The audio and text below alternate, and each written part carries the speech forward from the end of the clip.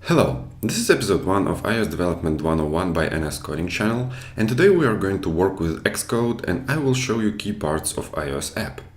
Okay, so first thing to do is to go to this upper menu and press File, New, Project. On the right side you will see different target devices. Make sure that iOS is selected.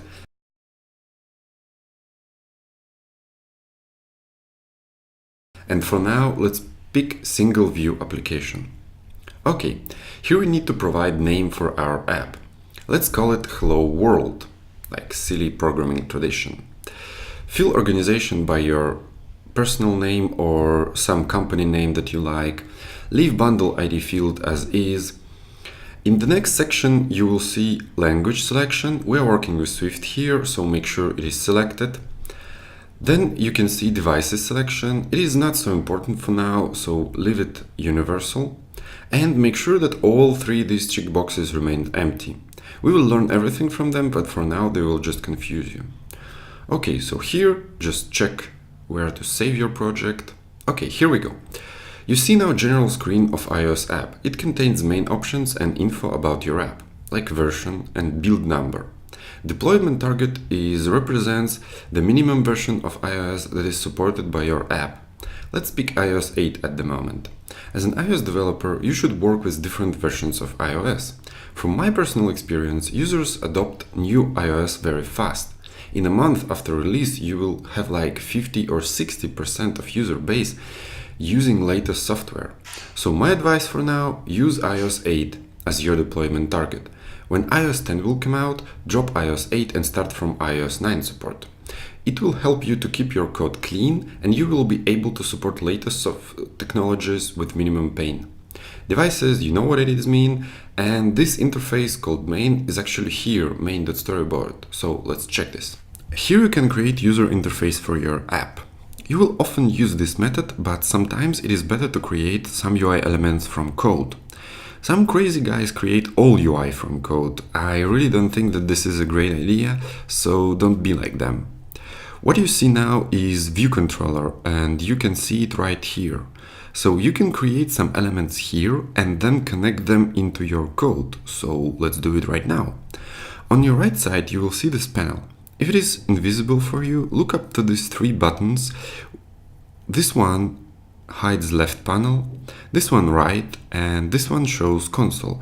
Console is used to read some output, or when we will have some crashes, you will see info about what goes wrong. Okay, here on the right, you need to pick this object library and you can see various elements and objects that you can use in your app.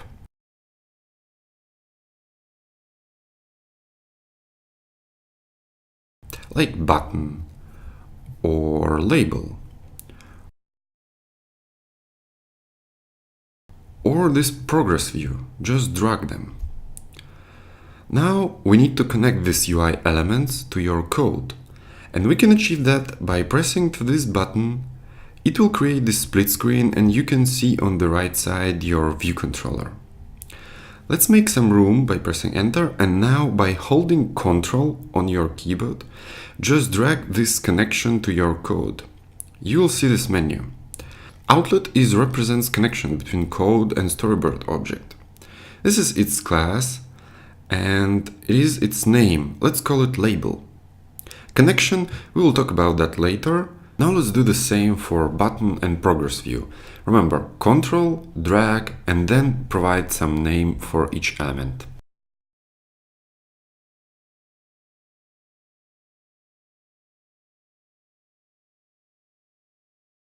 Here we go, connection established. Let's stop here and go to the Preferences tab. Go Xcode, Preferences, or use shortcut. Here select font and style. And select some that you like and what is better for your eyes. I'm using presentation for obvious reasons, but you may use standard or this dark theme or just create one by yourself.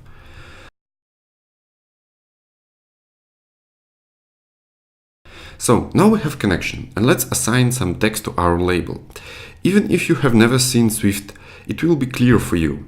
We will say that label text will be equal to hello world. If you know other languages like C++ or Java, it may seem odd for you that there is no semicolon. But it is actually optional. You can put semicolon if you want, but if you don't, you will get used to it in a day or so. Now let's press build, and here it is. So we can see that we have this hello world, and the same way you can work with this button or progress view by this simple connection. So now let's check other stuff that we have in our project. First of all, this assets folder. There is app icon. It comes with different sizes for each device and operational system. You will have your own icon sets for different UI elements. You can add them by pressing this plus button. Here is the launch screen storyboard. It is iOS 9 new feature for split screen. So you can see that there is written ViewController, but actually this is not this ViewController. It's a little bit different. It's what you see when your app launches for this first few seconds. And here is this Info.plist file. This is just an internal representation of what we saw in this general tab in the beginning of the video, where is the name, build version, and device. And here is the product. It's actually what you're creating. It is shown here, and it means that you're building this Hello World app for iPhone 6s. If you press this button. So after all, you have all this stuff here, but for now I will show you just these error messages. So if you will play around with the code, you will see them. And if you need to find something, here is a very simple search for some words or objects. And now for a little bit for your assignment. It will be easy. Just create all these others application types that you see here: master detail, page-based, and tabbed application. Don't create game, it's not for you right now. Create just 3 of them and look into some similarities and differences between these applications. What other elements are used, check all the sources and storyboards and other stuff.